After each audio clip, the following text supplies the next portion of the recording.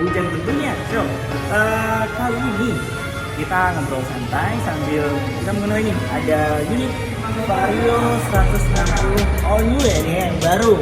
Nah, secara bentuknya udah oke banget, udah futuristik banget.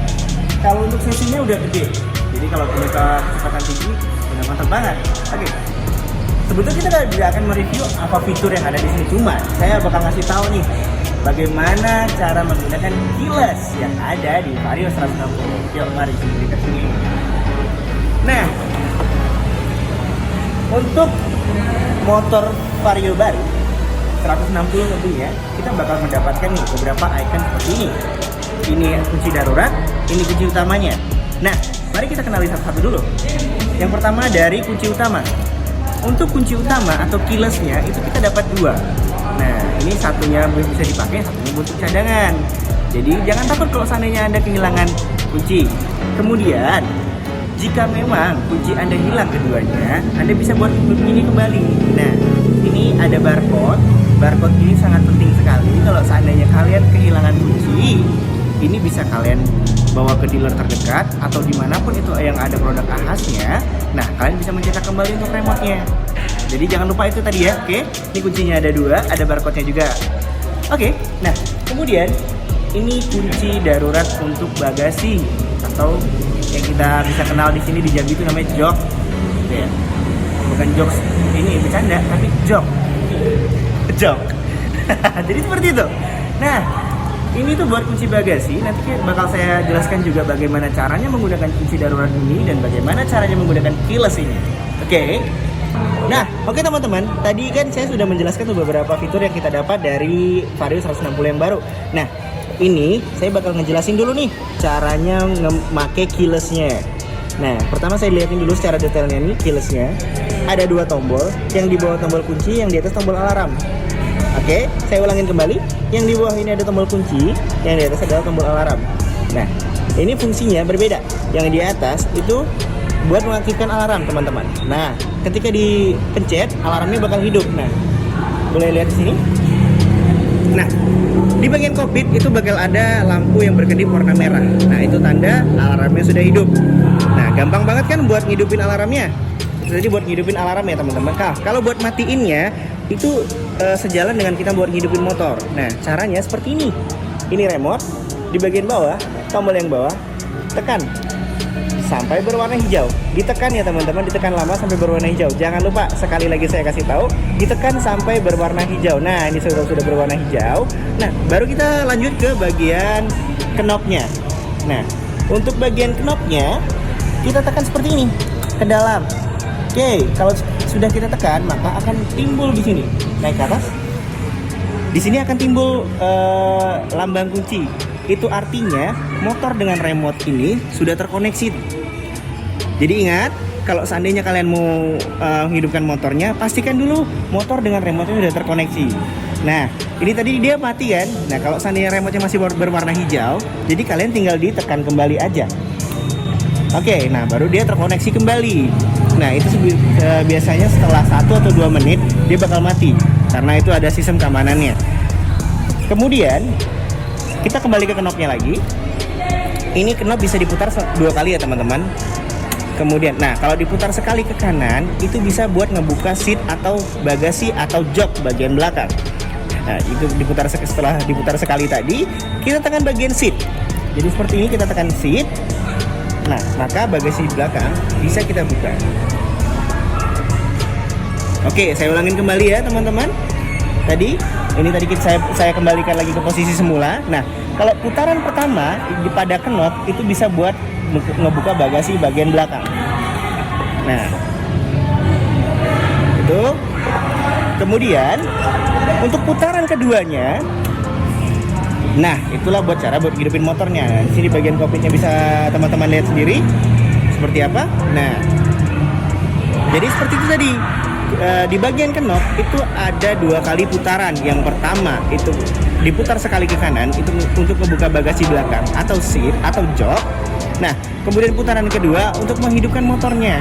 Nah, terus cara menghidupkan motornya ya udah standar aja. Kita tekan tuas rem belakang sedikit dalam, tekan tombol start, maka motor akan hidup. Nah, jadi gampang dan simpel kan teman-teman. Nah, makanya kita nggak perlu misalnya kalau seandainya beli motor yang ada keylessnya itu malah lebih bagus kalau menurut saya. Karena apa? Sistem keamanan sudah terjaga.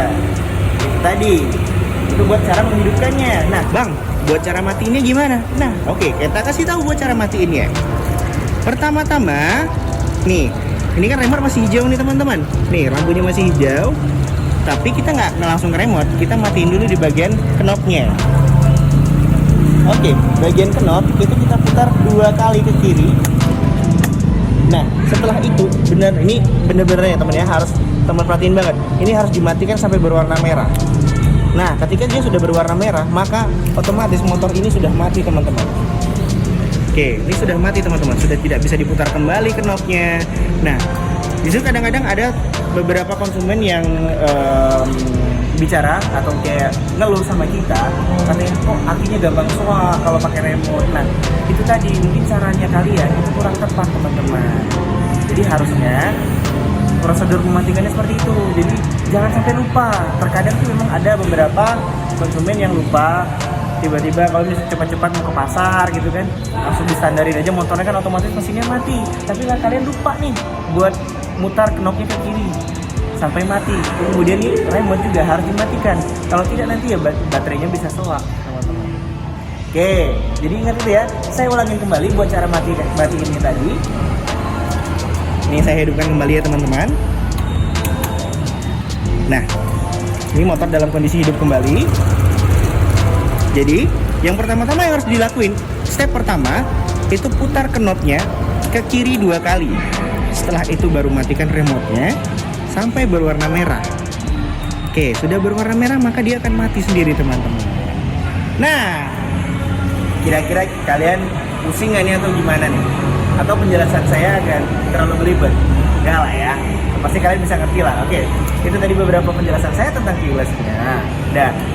Dan fitur keyless ini juga sangat baik teman-teman untuk sistem keamanannya. Jika keyless berada 20 meter dari motornya, maka motor tidak akan pernah mau hidup teman-teman. Nah, itu jadi makanya itu. Dan tapi jangan sampai juga lupa. Tiba-tiba misalnya kalian udah ngidupin motor nih, kalian udah pegang keylessnya, kemudian tiba-tiba ini motor sudah hidup, terus kalian tinggal keylessnya di rumah, kalian sampai pasar, nanti motor kalian matiin, nggak hidup lagi dong motornya karena keylessnya ketinggalan di rumah karena jaraknya udah lebih 20 meter dari motornya. Nah, ini hanya sekedar pengetahuan umum aja teman-teman. Oke, ada salah satu lagi fitur yang bukan fitur, ini bagian keylessnya yang bisa bertanya ke sini, Bang, gimana sih buat caranya buat kunci stangnya? Nah, ini saya kasih tahu lagi.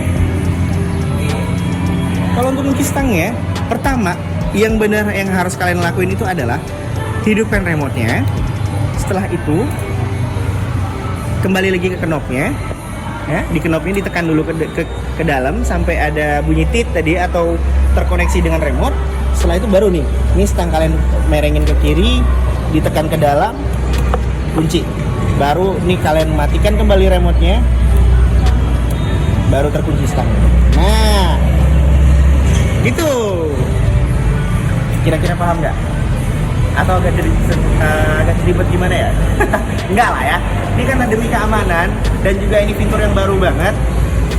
Jadi ini benar-benar bagus banget buat kalian semua. Oke? Nah, itu tadi buat beberapa fitur yang sudah saya jelaskan tentang keyless Honda Vario 160. Kemudian, oh ya, ini nih kita lupa bagian ininya tadi ya. Ini adalah kunci darurat yang ada di Vario 160. Gunanya buat apa?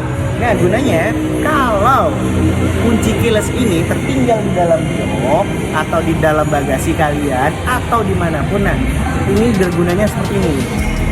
Ke sini ya. Ini caranya.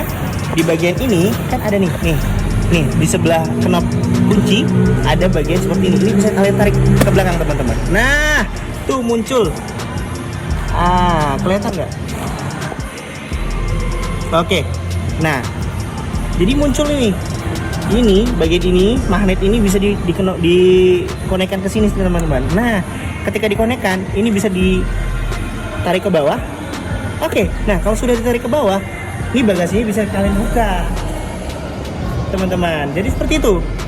Caranya jadi seperti itu. Saya ulangin kembali. Nah, ini tadi kan dia tertutup nih. Ini tutupnya tadi. Nah, dibuka saja. Kemudian konekkan bagian magnet yang ada pada kunci darurat ini ke sini. Tarik ke bawah. Nah, itu bagasi kalian otomatis akan terbuka. Tetapi ada tapinya teman-teman. Untuk jika kalian sudah ngebuka ini bagasi dengan cara ditarik ke bawah seperti ini, harus kalian balikan kembali karena dia posisinya dia manual. Jadi kalau nggak kalian balikan kembali, nanti jok kalian atau bagasi kalian nggak bisa kunci kembali. Oke, kira-kiranya sudah paham lah ya. Ini kunci simple kok, nggak terlalu ribet. Ini kalau seandainya kita lagi ini aja, kalau lagi lagi ketinggalan aja kilasnya ini tadi di dalam bagian bagasinya. Nah, oke, saya rasa cukup tentang penjelasan saya tentang kilasnya. Jika memang kalian pengen tahu lebih lanjut, boleh kalian komen-komen di video ini, atau jangan lupa subscribe dan like-nya. Oke, subscribe sama like video ini, bantu kami untuk membangun channel ini bersama-sama. Oke, saya Putra dari Badore Motor. Selamat siang dan salam satu hati.